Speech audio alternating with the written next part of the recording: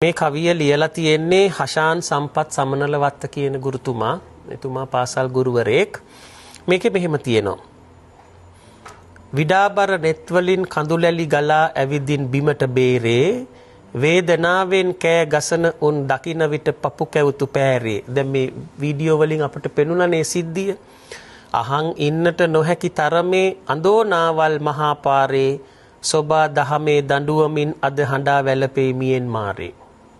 දැන් මේක මේ සොබා දහම දීපු දඬුවමක් වගේ මේ ජනතාවට මේ රටට මහා සුන්බුන් අතර සිරවි පොර බදන විට සමග මාර තනේ කිරි තනේ මුව තියන්නට මව දරුවෝ සොයනවා පීර පීර.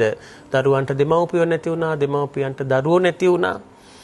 නොහැකි ඌවා උන් රකින්නට දෙවියන්ටවත් උනත් භාර කිරි බතට ලිප නුරුස්සනවා කොහෝ නාඩන් මෙදා පාර. දැන් අපිට අවුරුදු සමරන කොටත් හිතට මතක් වෙනවා අපේ සහෝදරයෝ ඉන්න අපේ සහෝදර රටක අපි සංචාරය කරලා තියෙන රටවල් යම් යම් කාලවලදී මේ බෞද්ධ වැඩසටහන් වලටම මැවි පේනවා.